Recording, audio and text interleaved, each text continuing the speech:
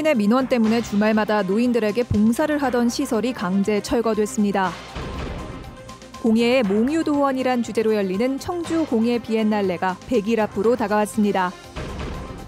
교수들의 부실학회 참가 문제를 종합적으로 되짚어봤습니다. 안녕하십니까. 뉴스데스크 충북입니다.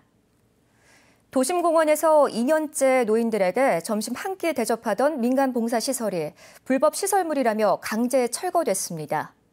2년 동안 불법 시설물의 존재를 알고도 묵인해오던 지자체가 갑자기 얼굴을 바꿨습니다. 단 한 명의 민원 때문이라고 하는데요. 심충만 기자가 취재했습니다. 매 주말 노인 3,400명에게 무료 점심 한 끼를 대접하는 청주 상당공원. 공원 구석 컨테이너에서 노인 밥그릇을 비롯한 급식 집기들이 모조리 들려 나옵니다. 빼지 마! 빼지 말라고! 병정 이거 쏘는 거 쏘! 2년 동안 이곳 자원봉사자들의 아지트였던 컨테이너 자체도 크레인에 들려 나갑니다. 임의로 설치한 불법 시설물이라며 자진 철거를 명령했던 청주시가 행정 대집행을 단행한 것입니다. 언성을 높였던 자원봉사자들과 일부 시민들이 다시 읍소도 해봤지만 나 남의 밥도를 다 치워버리나? 오는 거죠. 자, 그지 새끼 와들여도 밥하기 잘 대접합니다. 그걸 차요? 그건 아니잖아요. 불법인 걸 알고도 왜 묵인하냐는 특정인의 공식 민원이 제기된 이상 청주시도 더는 미룰 수 없다는 것입니다. 계속 사전에 협의하고 했잖아요. 그래서 대체 장소까지 지정해주고 하신 거에 대해서 저희들이 오늘 집행하는데 뭐 개방해주고 협조해주신다고 했으니까. 도심 공원 주변에 둘 곳을 찾지 못한 빈 컨테이너는 외곽 공터로 옮겨졌고 집기조차도 주변에 잠시 맡길 곳이 없어 일단 짐을 실은 채로 떠돌아다녀 봐야 합니다. 이미 지난 주말 상당공원을 찾은 노인들에게 마지막이 될 것 같다는 인사는 건넸지만 내일 또 찾아올 노인들이 걱정입니다. 저희들이 먼저 봉사활동은 계속을 하는데 도시락으로 대치를 하든지 그런 계획을 잡고 있습니다. 청주시가 묵인해준 사이 하나둘 늘어버린 집기류는 어느새 대형 트럭 한 대 분량. 단 한 명의 민원에 이렇게 돌변할 거면 처음부터 법대로 하는 게 나을 뻔했습니다. MBC 뉴스 심충만입니다. 세계적인 비엔날레로 성장한 청주 공예 비엔날레가 100일 앞으로 다가왔습니다. 공예 몽유도원이란 주제로 올해는 특히 기존 전시관인 옛 연초 제조창뿐만 아니라 자연에서 새로운 형태의 전시를 선보일 계획입니다. 허지 기자가 보도합니다. 100일 앞으로 다가온 2019 청주 공예 비엔날레가 더욱 새로워진 모습을 예고했습니다. 전체 주제는 공예의 몽유도원도. 기존 공예품이 쓰임에 치중됐다면 전체 전시가 유기적으로 이야기가 있는 구조로 꾸며집니다. 4개의 기획전과 3개의 특별전으로 구성된 전시의 참여국만 17개국. 피카소의 도자기 공예품을 비롯해 전 세계적으로 이름을 알리고 있는 210여 명이 작품을 선보입니다. 지금 4차 산업혁명 시대인데 단순하게 기능과 쓰임만 가지고는 얘기를 할 수가 없습니다. 그 주제 연출에 가능한 작가들을 뽑아내가지고 몽유도원을 펼치고자 작가들을 선정하였습니다. 올해는 전시관이 확장되며 더욱 달라질 예정. 동부창고와 안덕벌 빈집, 율량동 고가, 청주 옛 역사박물관, 정북토성까지 자연에서의 작품 전시도 예정됐습니다. 각 여러 공간, 흩어진 공간들을 셔틀버스라든가 이런 것으로 연결을 해서 동선 불편하지 않게 그 동선을 확보하는 데도 주력하겠습니다. 특히 본전시가 이루어질 연초 제조창이 7월 공예 클러스터관으로 변신을 앞둔 만큼 의미가 깊습니다. 담배를 만드는 제조창에서 이제는 문화를 담는 제조창으로 가게 되는 이 첫 번째 발자국이 이번 비엔날레라고 보고 또 실제 공예를 즐기는 배우 지진희 씨가 홍보대사로 위촉돼 공예 프로그램에 참여하기로 하는 등 개런티 전액을 소외계층에 기부하기로 했습니다. 처음으로 작가 수상제도도 도입해 한층 새로움을 예고한 청주 공예 비엔날레. 10월 8일부터 41일 동안 청주 일원에서 펼쳐집니다. MBC 뉴스 허지입니다. 충주시 의회는 최근 페이스북에 자신의 운영위원장 업무 추진비 사용 내역 등을 허위로 게시해 시의회의 명예를 훼손했다며 박혜수 시의원을 윤리위원회에 회부했습니다. 이에 대해 박혜수 의원은 자신을 모욕한 민주당 의원 11명을 윤리특위에 회부할 것을 요구하고 기자회견 등을 통해 명예회복에 나설 것이라고 반박했습니다.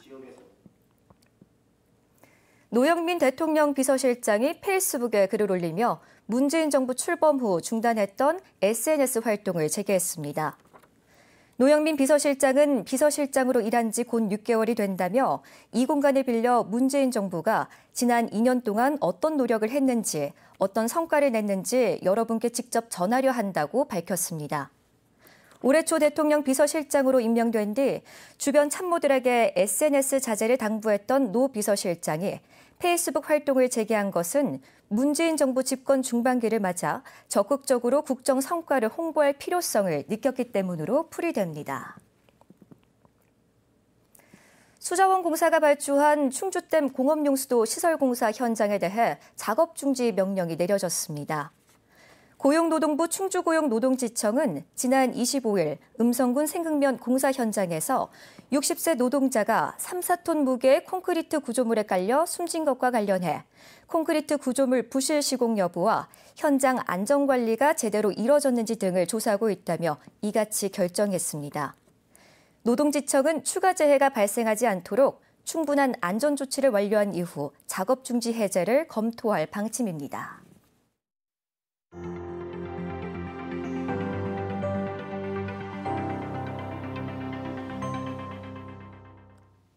이번 주 충북대학 교수들의 부실학회 문제 짚어봤는데요.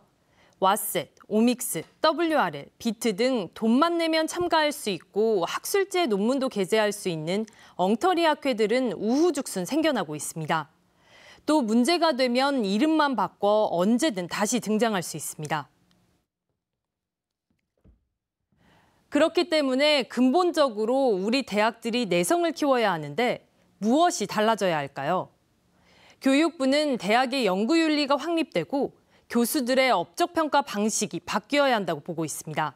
근절되지 않는 주요 원인이 논문 편수 등 양적 성과 중심의 평가 체계인 점도 고려하여 교원 업적 평가 시 대표 논문 중심 질적 평가로 전환하도록 유도하고 네덜란드 라이덴 대학이 발표한 2019 세계대학 평가에 따르면 서울대는 논문 편수로는 세계 10위지만 이 가운데 7.6%만이 상위 10% 우수 논문으로 인정돼 질에 있어선 656위를 차지했습니다. 반면 유니스트, 포스텍, 카이스트 등은 논문 편수는 훨씬 적었지만 우수 논문 비율은 더 높았습니다. 양과 질이 비례하지 않는다는 것인데 양적 경쟁이 대학 평가와 교수 성과급을 좌우하는 현실부터 바뀌어야 한다는 목소리가 높습니다. 그렇게 1년에 많은 논문을 낼 수 있는 국제학회가 어디 있겠는가. 제대로 평가하고 심사 절차를 까다롭게 하면 논문 편수를 늘릴 수가 없습니다. 반대로 논문 편수를 늘린다는 것은 질을 떨어뜨릴 수밖에 없는 구조 속으로 빠져들게 돼 있다. 실제로 카이스트는 교수 승진 심사에서 양적 평가 대신 대표 논문들을 해외 대학으로부터 동료 평가를 받도록 하고 경희대는 단과대 업적평가위원회에서 동료들이 학술과 연구 성과를 심의한 뒤 대학에 등록하도록 하고 있습니다. 또 연구윤리를 강화하기 위해 석박사 대학원생들에게 관련 교과목을 필수 지정한 대학들도 있습니다. 이렇게 교육당국과 일부 대학들은 발전적 변화를 모색하고 있는데 그렇다면 충북의 대학들은 어떤 노력을 하고 있을까요? 최소한의 실태조사로 마무리 짓기 급급할 뿐 근본적 고민이 이루어지지 않고 있습니다. 부실학회 확정 같은 거는 조금 아무래도 좀 시간이 걸리다 보니까 저희는 이제 자가 검증할 수 있도록 매뉴얼 배부하고 연구윤리 교육하고 이 정도 차원에서 아직은 강제적인 부분까지는 아니고 되도록이면 많이 참석하는 거를 유도를 하고 교육부에서 부실학회 이런 가이드 같은 거 보면은 저희도 교수님들 메일이나 홈페이지나 공문으로 시행해서 좀 적극적으로 좀 홍보를 하려고 하죠. 교수들에겐 한 해 6조 원 가까운 대학연구 개발비가 지원됩니다. 대부분 국비와 지자체비 같은 세금입니다. 물론 국가 차원에서 대학연구윤리지원센터 전문기관 설치 등을 추진하고 있지만 대학에서도 연구윤리와 교원 평가 방식에 대한 고민이 있어야 한다는 지적이 강합니다. 자체의 윤리적인 판단 이런 것들을 좀 믿고 있었던 게 아닌가, 그런 상황에서 이제 구멍이 생겼던 것 같습니다. 그래서 저는 이 부분에 대한 스스로의 윤리의식을 좀 바로 세우는 것들을 대학사회 내부가 지금부터라도 해야 된다라고 생각합니다. 충북대와 교원대는 미성년자 공저자 논문조사에서도 적발됐고, 특히 청주대와 한국교통대 교수들은 자녀를 공저자로 끼워 넣어 징계를 받았습니다. 특히 교원 양성기관인 교원대에 대해 교육부는 오는 8월 말까지 특별감사를 벌이기로 했습니다. 교수들의 연구윤리 확립이 시급함을 보여주는 또 하나의 대목입니다. MBC 뉴스 조미입니다.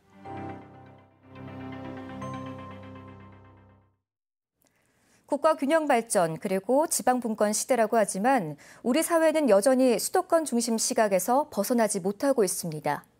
이 때문에 지역의 소리를 담아내고 지역의 문화와 가치를 지켜낼 지역방송 역할이 중요한데요. 생존의 위기를 겪는 지역방송에 대한 정책 지원과 함께 지역방송 스스로 신뢰 회복을 위한 노력이 필요합니다. 지역 MBC 공동취재단 김광현 기자입니다. 지방자치제가 실시된 지 30년 가까이 돼가지만 우리 사회는 여전히 수도권 중심의 정치와 경제, 문화 구조를 갖고 있습니다. 이 과정에서 지역의 목소리는 소외되고 최근 미디어 시장의 급격한 변화로 지역 언론, 특히 지역 방송은 설 자리를 잃어가고 있습니다. 지역의 목소리를 대변해야 할 지역 방송이 생존의 위기에 직면해 있는 겁니다. 지역 방송이 여러 가지 어려운 여건이 더 가중되고 있습니다. 그것이 수치로도 드러나고 있고 실제로 그렇고, 그래 국가적으로 지역 방송에 대한 지원을 더 두텁게 해서 지난 3월 지역방송 발전을 위해 지역방송 발전기금을 별도로 설치하는 지역방송 발전 지원 특별법 개정안이 발의된 것도 그런 이유입니다. 지역방송에 상대적으로 불리한 현행 방송 관련 제도 또한 개선해야 한다는 목소리도 높아지고 있습니다. 정부의 광고 대행 수수료 부과 체계를 열악한 지역방송 상황에 맞게 재정립하고 유료 방송 사업자도 방송 발전 기금을 부담해야 한다는 여론도 높아지고 있습니다. 방송통신위원회는 유료 방송 매체들에게도 언론의 공적 책임을 어떤 형태로든 부담시키는 방안을 검토 중이라고 밝혔습니다. 지역의 그 방송 권역은 반드시 보호를 받아야 되는 것이고, 또 우리 지역민들에게 방송을 제공하는 사람들은 그만큼 공적인 책임을 져야 된다고 보기 때문에 법 제도적인 개선에 앞서 지역방송 스스로 지역 문화의 다양성을 지키고 지역의 민의를 수렴해 지역 시청자들의 신뢰를 구축하는 노력이 필요하다는 자성의 목소리도 나오고 있습니다. 실적 중심이 아니라 경쟁력 강화가 목적이 아니라 지역민들에게 우리가 필요한 방송사라는 어필을 할 수 있어야 되지 않을까라는. 균형 발전과 지역 분권의 시대, 그 성공의 열쇠는 지역의 목소리를 공정하고 올바르게 담아낼 수 있는 경쟁력 있는 지역 방송의 확립에 달려 있습니다. MBC 뉴스 김광현입니다. 지금까지 뉴스데스크 충북이었습니다. 고맙습니다.